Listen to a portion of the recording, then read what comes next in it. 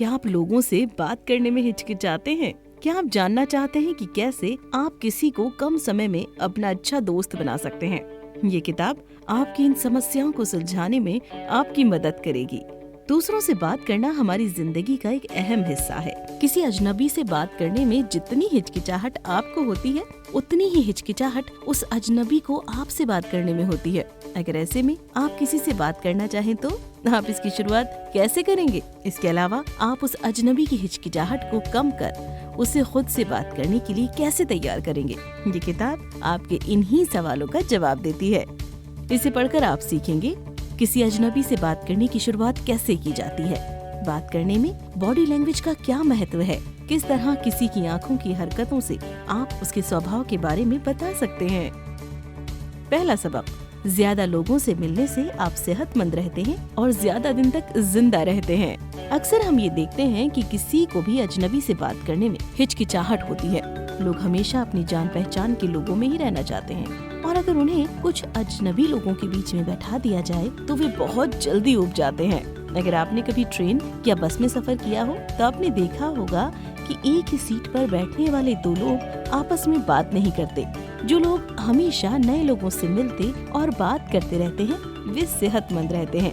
इसीलिए ये जरूरी है कि आप अपनी जान पहचान के लोगों की भीड़ से बाहर निकलें और नए दोस्त बनाएं।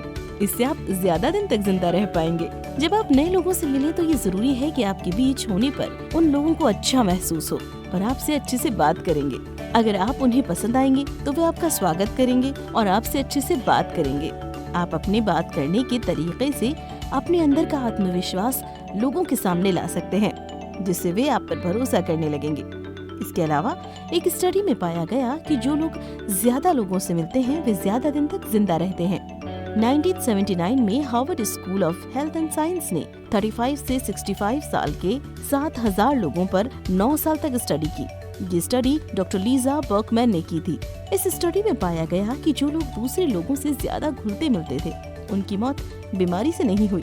नए दोस्त बनाने वाले लोग ज्यादा दिन तक जिंदा रहे। अब आप सोच रहे होंगे कि नए दोस्त कैसे बनाएं? अक्सर ऐसा होता है कि अगर हम किसी अजनबी को 90 सेकंड में पसंद नहीं आते तो वे हमसे ज्यादा देर तक बात करने में दिलचस्पी नहीं रखते। तो आपको ऐसा क्या करना चाहिए जिससे लोग आपको 90 सेकंड के अंदर पसंद करने लगे? आइए देखते हैं। दूसरा सबक, किसी अजनबी से बात करने से पहले आपको अपनी बॉडी लैंग्वेज पर ध्यान देना होगा।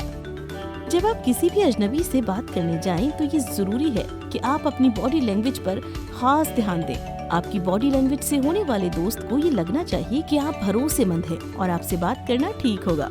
अच्छी बॉडी लैंग्वेज की शुरुआत आपके बॉडी पोस्चर से होती है। जब आप किसी के पास जाएं तो कुछ इस तरह से खड़े हों जिससे आपका दिल उस व्यक्ति की तरफ हो।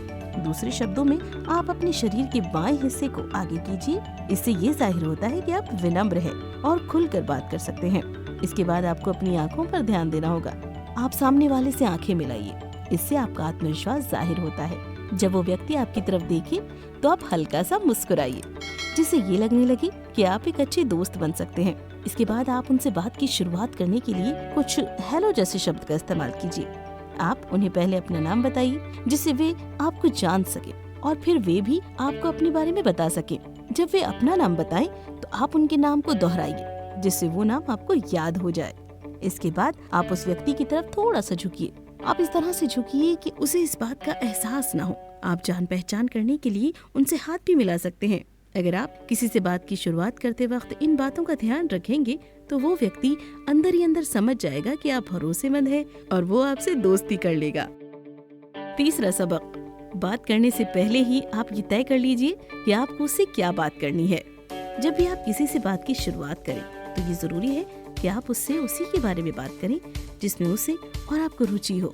होता है कि आप बिल्कुल उनके जैसे ही हैं। जब लोगों को ये लगेगा कि आप में और उनमें कुछ चीजें मिलती हैं तो वे आपके साथ सेफ महसूस करेंगे। कभी कभी हम ये तय नहीं कर पाते कि सामने वाले को क्या पसंद है। ऐसे में ये जरूरी है कि आपको भरोसे का एक संबंध बनाना है। इसके लिए आप अपने चेहरे के भाव, अपने बर्ताव और अपनी आवाज के टोन पर ध्यान दीजिए।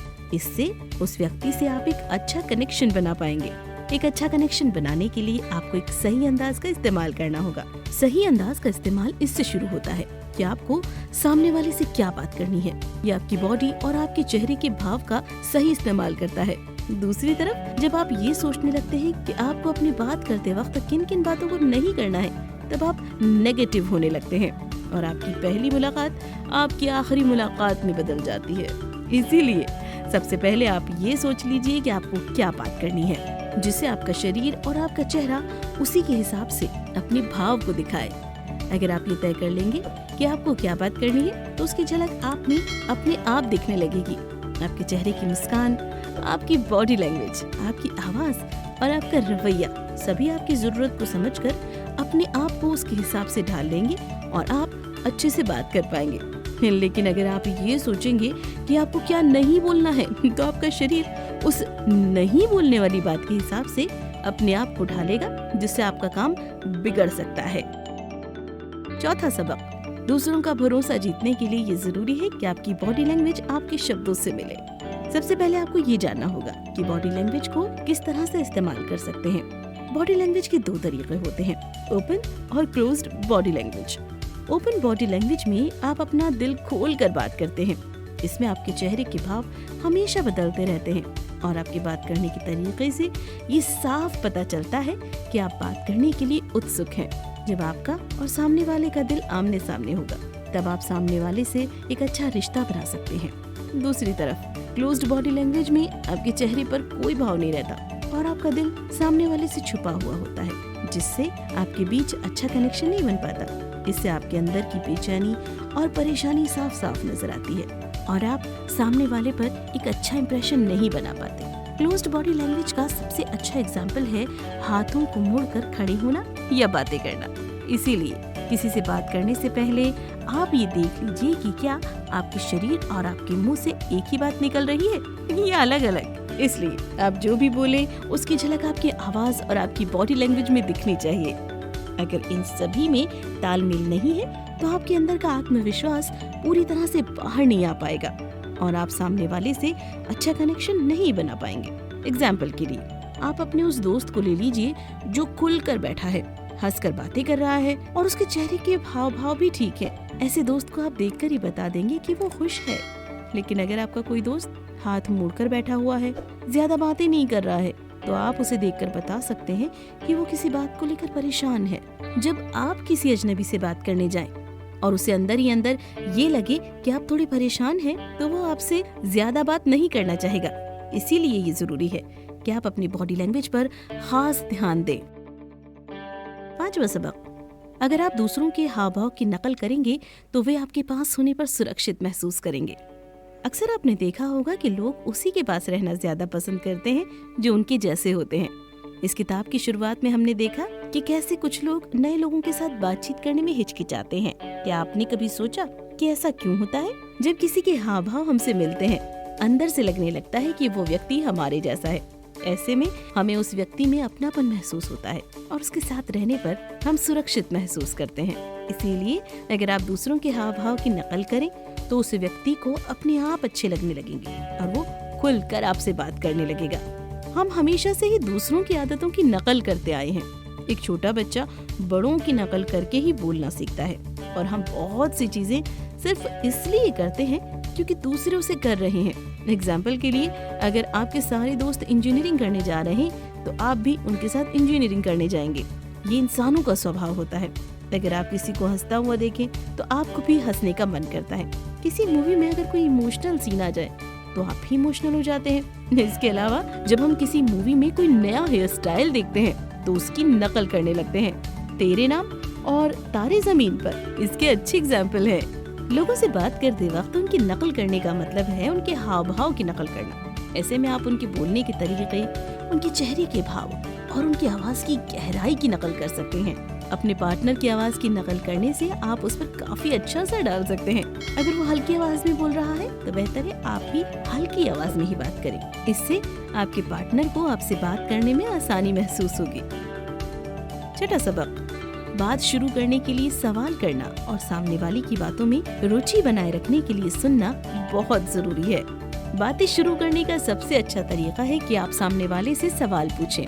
अपने हाव भाव से लोगों को खुश करना ही काफी नहीं होता। अगर आप सामने वाले की बातों से उसके बारे में कुछ जानना चाहते हैं तो उसके लिए आपको उसे सवाल करने होंगे, जिससे आप उसकी पसंद नापसंद के बारे में जान सके। सही सवाल पूछने से आप अपनी बातों को एक सही दिशा दे पाएंगे। सवाल दो तरह के होते हैं, एक सवाल जो लोगों को खोल दे और एक जो उन्हें बंद कर दे। आइए देखें ये सवाल कौन से हैं। अगर आप कहीं बस में सफर कर रहे हैं और आपके बगल में कोई बैठा है तो आप उससे कुछ ऐसे सवाल पूछिए जिसमें क्या, कब, कहाँ, कैसे और क्यों जैसे शब्दों का इस्तेमाल हो। इससे वो आपके सवाल का जवाब देगा। जैसे आप पूछ सकते हैं कि आज के मौसम के बारे में आपका क्या कहना है, या फिर आप उससे पूछिए कि वो कहाँ का रहने वाला है और कहाँ जा रहा है।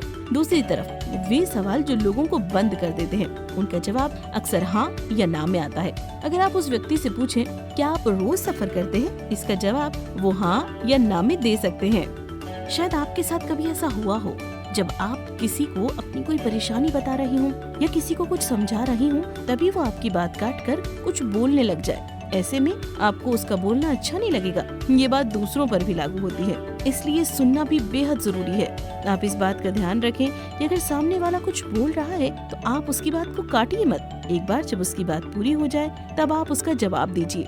सुनते वक्त अपनी पलकों को झपकाइए और उनसे रुक रुक कर आंखें मिलाइए।